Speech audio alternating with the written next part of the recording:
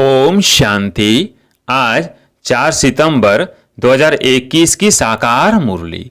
आज बाबा ने कहा, मीठे बच्चे, बाप को याद करने की भिन्न भिन्न युक्तियां रचो, पुरुषार्थ का चार्ट रखो, थको नहीं, तूफानों में अडोल रहो। प्रश्न, बच्चों को अपना कौन सा अनुभव आपस में एक दो को सुनाना चाहिए। उत्तर, हम बाप को कितना समय और कैसे याद करते हैं। भोजन के समय बाप की याद रहती है या अनेक प्रकार के विचार आ जाते हैं। बाबा कहते, बच्चे ट्राई करके देखो, भोजन पर बाप के सिवाय दूसरा कुछ याद तो नहीं आता है। फिर आपस में एक दो को अनुभव सुनाओ। दूसरा, कोई भी दर्दनाक सीन देखते हमारी स्थिति कैसी रहे, इसका भी अनुभव सुनाना चाहिए। गीत है लाख जमाने वाले। ओम शांति।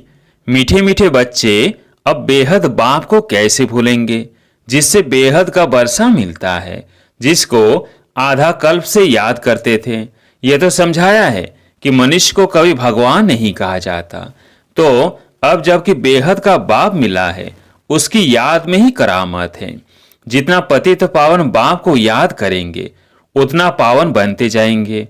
तुम अपने को अपावन कह नहीं सकते हो जब तक अंत हो। जब संपूर्ण पावन बन जाएंगे तो ये शरीर छोड़ जाए, संपूर्ण पवित्र शरीर लेंगे। जब सतयुग में नया शरीर मिले तब संपूर्ण कहेंगे। फिर रावण का खात्मा हो जाता है। सतयुग में रावण की एफिजी नहीं बनाई जाती है। तो तुम बच्चे जब बैठते हो, चलते फिरते हो, तो बुद्धि में यह याद रहे, अब हमने 84 का चक्र पूरा किया है। फिर नया चक्र शुरू होता है। वो है ही नई पवित्र दुनिया, नया भारत, नई दिल्ली। बच्चे जानते हैं, पहले जमुना का कंठा है जहां पर परिस्तान बनना है। बच्चों को बहुत अच्छी रीति समझाया जाता है। पहले पहले तो बाप को याद करो। भगवान बाप पढ़ाते हैं, वही बाप टीचर गुरु है, यह भला याद रखो। बाबा ने यह भी समझाया था कि तुम बाजोली खेलते हो। वर्णों का चित्र भी बहुत जरूरी है। सबसे ऊपर है शिव बाबा, फिर चोटी ब्राह्मण। यह समझाने के लिए बाबा कहते हैं, अच्छा यह बुद्धि में रखो कि हम 84 जन्मों की बाजोली खेलते हैं। अब संगम है। बाप जास्ती समय नहीं रहते हैं, फिर भी 100 वर्ष तो लगते हैं। उथल पाथल पूरी हो, फिर राज्य शुरू हो जाता है। महाभारत लड़ाई तो वही है जिसमें अनेक धर्म विनाश, एक आदि सनातन देवी देवता धर्म की स्थापना हो रही है। तुम्हारी कालाबाजी तो वंडरफुल है। तुमको पता है, फकीर लोग कालाबाजी खेलते तीर्थों पर जाते हैं। मनुष्यों की श्रद्धा तो रहती है ना, तो उन्हों को कुछ न कुछ दे देते हैं। परवरिश उन्हों की होती रहती है, क्योंकि ऐसे मनुष्य अपने साथ क्या उठाएंगे। बाबा तो इन सब बातों का अनुभवी है। बाबा ने अनुभवी रत लिया है। गुरु भी किए, देखा भी बहुत कुछ, तीर्थ भी किए हैं। अब बाबा कहते हैं, बाजोली तो याद कर सकते हो, हमें ब्राह्मण है, फिर देवता क्षत्रिय बनेंगे। यह सारी भारत की बात बाप ने ऐसे समझाया है। और धर्म तो जैसे बायप्लट है। बाप ने तुमको ही तुम्हारे 84 जन्मों की कहानी बताई है। सेंसिबल जो हैं वो सब हिसाब से समझ सकते हैं। इस्लामी आएंगे तो एवरेज कितने जन्म लेंगे, एक्यूरेट हिसाब की तो दरकार नहीं। इन बातों में तो कोई फिक्रात की बात नहीं। सबसे जास्ती फिक्र यह रहती है कि हम बाबा को याद करते रहें। बस एक ही फिक्र है, एक को याद करने का। घड़ी घड़ी माया और फिक्रात में डाल देती है। इसमें माया फिक्र में बहुत डालती है।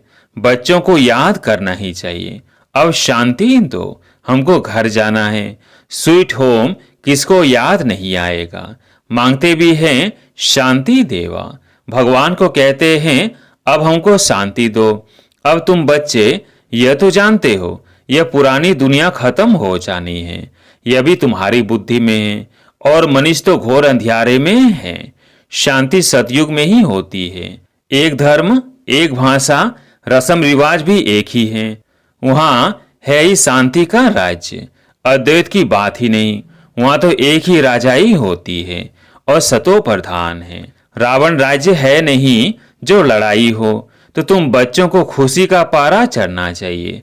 शास्त्रों में जो गायन है, अतिंद्य सुख गोप गोपियों से पूछो। गोप गोपियां तो तुम हो ना, तुम सम्मुख में बैठे हो। तुम्हारे पास भी नंबरवार है, जिनको याद रहता है कि बाबा हमारा बाबा भी है, टीचर भी है, गुरु भी है। यह तो वंडर है ना, लाइफ तक साथ देते हैं। गोद में लिया और पढ़ाई शुरू कर देते तो याद रहने से भी खुशी बहुत रहेगी। परंतु माया फिर यह भी भुला देती है। मनुष्यों को यह भी समझाना होता है। मनुष्य पूछते हैं, बाकी थोड़ा समय कहते हो, क्या प्रूफ है? बोलो। देखो, इसमें लिखा हुआ है भगवानुवाच, यज्ञ भी रचा हुआ है, यह ज्ञान यज्ञ। अब कृष्ण तो यज्ञ रच न सके। बच्चों को यह भी बुद्धि में रहना चाहिए कि हम ब्राह्मण इस बेहद यज्ञ के हैं। बाबा ने हमको निमित्त बनाया है। जब तुम अच्छी रीति ज्ञान और योग की धारणा करते हो, आत्मा संपूर्ण बन जाती है, तब इस भंबोर को आग लगेगी। मनुष्यों को ही पता होता है ना कि यह बेहद का कर्म क्षेत्र है, जहां सभी आकर खेल करते हैं, बनी बनाई बन रही। बाप कहते हैं, बच्चे चिंता उनकी की जाए जो अनहोनी हो गया सो ड्रामा में था, फिर उनका चिंतन काहे का करे। हम ड्रामा को देखते हैं। ड्रामा में जब कोई ऐसा दर्दनाक सीन होता है तो मनुष्य देखकर रोते हैं। अब वह तो हुआ झूठा ड्रामा, यह तो सच्चा ड्रामा है। सच सच करते हैं, परंतु तुमको कोई दुख के आंसू नहीं आने चाहिए। साक्षी होकर तुमको देखना है। जानते हो यह ड्रामा है, इसमें रोने की क्या दरकार है। पास्ट इज पास्ट का विचार भी नहीं करना चाहिए। तुम आगे बढ़ते बाप को याद करते रहो और सबको रास्ता बताते रहो। बाबा तो राय देते रहते हैं। त्रिमूर्ति के चित्र तुम्हारे पास बहुत है, क्लियर लिखा हुआ है, वो शिव बाबा और यह वर्षा। तुम बच्चों को यह चित्र देखने से बहुत खुशी होनी चाहिए। बाबा से हमको विष्णुपुरी का वर्षा मिलता है। पुरानी दुनिया तो खत्म होनी है, बस यह चित्र सामने रख दो। इसमें खर्चा तो कुछ भी नहीं है। झाड़ भी बहुत अच्छा है। रोज सवेरे उठकर विचार सागर मंथन करो। अपना टीचर आप ही बनकर पढ़ो। बुद्धि तो सबको है। चित्र अपने घर में रख दो। हर एक चित्र में फर्स्ट क्लास ज्ञान है। कहते हैं विनाश होगा तो तुम्हारी बाप के साथ प्रीत है ना। कहते भी हैं सदगुरु मिला दलाल के रूप में। तो तुम्हें कितनी अच्छी अच्छी बातें समझने समझाने के लिए मिली है। फिर भी माया का पंप बहुत है। 100 वर्ष पहले ये बिजली गैस आदि थोड़ी थी। आगे वायसराय आदि 4 घोड़े की 8 घोड़े की गाड़ी में आते थे। आगे साहूकार लोग गाड़ी में चढ़ते थे। अब तो विमान आदि निकल पड़े हैं। आगे यह कुछ नहीं था। 100 वर्ष के अंदर यह क्या हो गया है। मनुष्य समझते हैं कि यही स्वर्ग है। अब तुम बच्चे जानते हो स्वर्ग तो स्वर्ग है। यह सब पाए पैसे की चीजें हैं। इनको आर्टिफिशियल पंप कहा जाता है। अब तुम बच्चों को यही एक फुरना चाहिए कि हम बाप को याद करें, जिसमें ही माया विघ्न डालती है। बाबा अपना मिसाल भी बतलाते हैं। भोजन खाता हूँ, बहुत कोशिश करता हूँ याद में रखाऊं, फिर भी भूल जाता हूँ। तो समझता हूँ बच्चों को तो मेहनत बहुत होती होगी। अच्छा बच्चे, तुम ट्राई करके तो देखो, बाबा की याद में रहकर दिखाओ। देखो सारा समय याद ठहर सकती है। अनुभव सुनाना चाहिए। बाबा सारा समय याद ठहर नहीं सकती है। बहुत किस्म किस्म की बातें याद आ जाती हैं। बाबा खुद अपना अनुभव बताते हैं। बाबा ने जिसमें प्रवेश किया यह भी पुरुषार्थी हैं। इन पर तो बड़े झंझट हैं। बड़ा कहलाना, बड़ा दुख पाना, कितने समाचार आते हैं। विकारों के कारण कितना मारते हैं, घर से निकाल देते हैं। बच्चियां कहती हैं मैं ईश्वर की शरण में आई हूँ। कितने विघ्न पड़ते हैं। कोई के पास शांति नहीं है। तुम बच्चों को खातरी है, अय पुरुषार्थ कर सीमत पर चल, शांति में रहते हो। इस बाबा ने यहाँ भी कई ऐसे घर देखे हैं जहाँ आपस में मेल मिलाप में बहुत रहते हैं। सभी बड़ों की आज्ञा में चलते हैं। कहते हैं हमारे पास तो जैसे स्वर्ग लगा पड़ा है। अभी बाबा तुमको ऐसे स्वर्ग में ले जाते हैं जहाँ सब प्रकार के सुख हैं। देवताओं का 36 प्रकार का भोजन गाया हुआ है। अब तुम स्वर्ग का बरसा बाप से लेते हो। वहां तो कितने स्वादिष्ट वैभव खाते रहेंगे और पवित्र होंगे। अब तुम उस दुनिया के मालिक बनते हो। राजा रानी प्रजा में फर्क होगा ना। आगे राजाएं लोग बहुत भवके में रहते थे। यह तो ठहरे पतित और रावण के राज्य में। तो विचार करो सतयुग में क्या होगा। सामने चित्र लक्ष्मी नारायण के रखे हैं। कृष्ण के लिए झूठी बातें लिख बदनामी कर दी है। झूठ माना झूठ, सच की रत्ती नहीं। अब तुम समझते हो हम स्वर्ग के मालिक थे, फिर 84 जन्म ले बिल्कुल शूद्र बुद्धि बन गए हैं। क्या हाल हो गया है। अब फिर पुरुषार्थ कर क्या बनते हो। बाप पूछते भी है ना कि तुम क्या बनेंगे, तो सब हाथ उठाते हैं सूर्यवंशी बनेंगे। हम तो माता पिता को पूरा फॉलो करेंगे, कम पुरुषार्थ थोड़ी करेंगे। सारी मेहनत याद और आप समान बनाने पर है। इसलिए बाप कहते हैं जितना हो सके सर्विस करना सीखो। है बहुत सहज। ये शिव बाबा, यह विष्णुपुरी, लक्ष्मी नारायण का राज्य होगा। यह तो बहुत अनुभवी है। सीढ़ी पर तुम समझा सकते हो। तुम बच्चों को ये झाड़ चक्र देखने से ही बुद्धि में सारा ज्ञान आ जाना चाहिए। ये जो लक्ष्मी नारायण है, इन्हों की राजधानी कहाँ चली गई, किसने लड़ाई की, जिससे हराया। अब तो वो राज्य है नहीं। इन ईश्वरीय बातों को कुछ नहीं जानते हैं।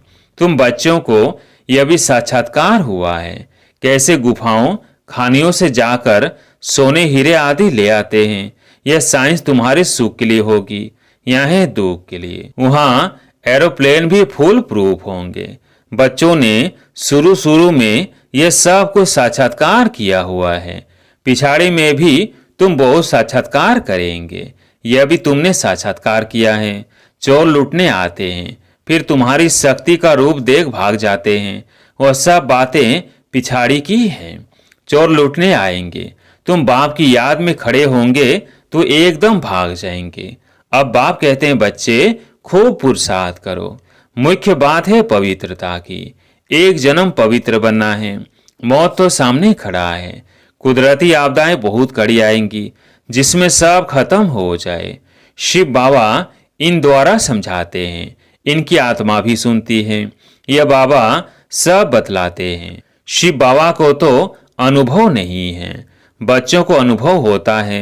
माया के तूफान कैसे आते हैं, पहले नंबर में यह है, तो इनको सब अनुभव होगा। तो इसमें डरना नहीं है, अडोल रहना है। बाप की याद में रहने से ही शक्ति मिलती है। कोई बच्चे चार्ट लिखते हैं, फिर चलते चलते बंद कर देते हैं। बाबा समझ जाते हैं थक गया है। पारलौकिक बाप जिसे इतना बड़ा बरसा मिलता है, ऐसे बाप को कभी पत्र भी नहीं लिखते हैं, याद ही नहीं करते। ऐसे बाप को तो कितना याद करना चाहिए। शिव बाबा हम आपको बहुत याद करते हैं। बाबा आपकी याद बिगर हम भला कैसे रह सकते हैं। जिस बाप से विश्व की बादशाही मिलती है, ऐसे बाप को कैसे भूलेंगे। एक कार्ड लिखा, वो अभी तो याद किया ना। लौकिक बाप भी बच्चों को चिट्ठी लिखते हैं। नूरे रतन स्त्री पति को कैसे चिट्ठी लिखती है। यहाँ तो दोनों संबंध है।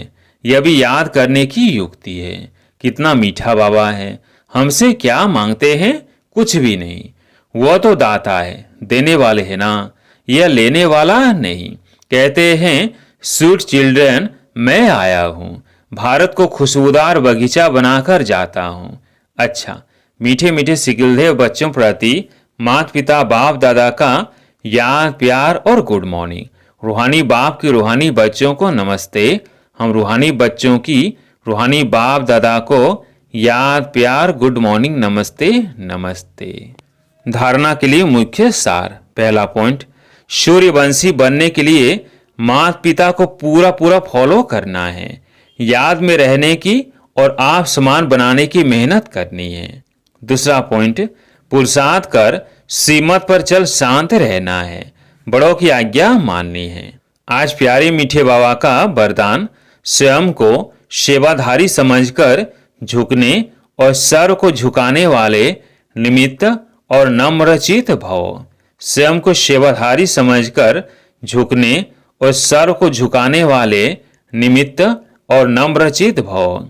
निमित्त उसे कहा जाता जो अपने हर संकल्प व हर कर्म को बाप के आगे अर्पण कर देता है।